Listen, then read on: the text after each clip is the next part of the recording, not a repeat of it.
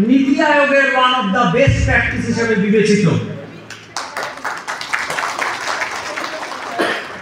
আজকে আরেকটা কথা আমার মনে পড়ছে, সেটা হচ্ছে কাছাড় জেলা। ভাবতে পারিনি যে বায়ো ভিলেজ 2.0 একটা মহিরুহের আকার নিতে পারে। আমার সঙ্গে আমার বায়োটেকনোলজি দপ্তরের তিনটে অত্যন্ত বিশেষ জায়গা, সেটা বিখ্যাত হচ্ছে কাগজ তৈরি করার জন্য paper mill, Hindustan paper corporation. টেকনোলজির 26টি বায়ো ভিলেজ আছে। পশ্চিম চাম্পাসরার 63 জন এবং পশ্চিম রাজনগরের 68 জনকে নিয়ে এই বায়ো ভিলেজের পথ চলা যখন শুরু।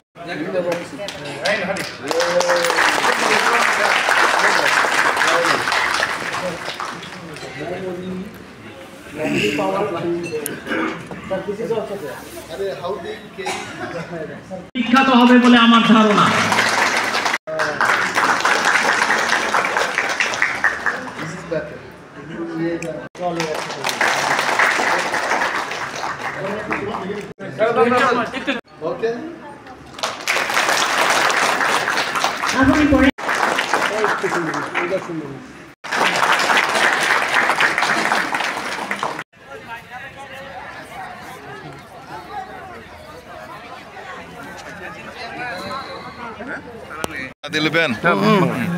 আজকের প্রোগ্রামে বায়ো ভিলেজের সম্পর্কে বায়ো ভিলেজের আজকে 5টা bio ভিলেজের inauguration programme.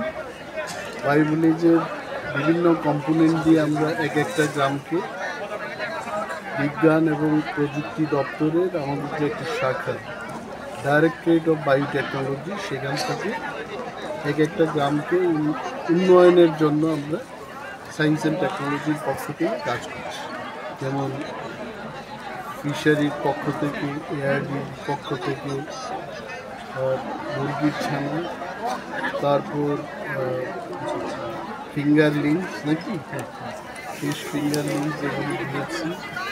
Solar light থাকবে, ফ্যান থাকবে এবং ইত্যাদি কম্পোনেন্ট দিয়ে আমরা প্রতিটি ভিলেজে অনেকগুলো পরিবারকে আমাদের এই বায়ো ভিলেজে আওতাধীন আনতে চেষ্টা করছি। তাতে করে একটা উন্নত গ্রাম তৈরি হবে, যেটা আগে কখনো হয়নি এই কয়েক মহকুমায় বা তুলাশিলা ব্লকে। আমরা এবার নিয়ে এসেছি। আমাদের এই উদ্বোধনী অনুষ্ঠানে আজকে আমাদের মধ্যে আছেন ডিএম খোয়াই, আমাদের বায়োটেকনোলজি ডাইরেক্টরেটের যিনি জয়েন্ট ডাইরেক্টর ইন্দ্রন সেনগুপ্তা, এবং ইএসি চেয়ারম্যান প্রদীপ দেববর্মা সহ অন্যান্য সোশ্যাল অ্যাক্টিভিস্টও আছেন আমাদের সাথে।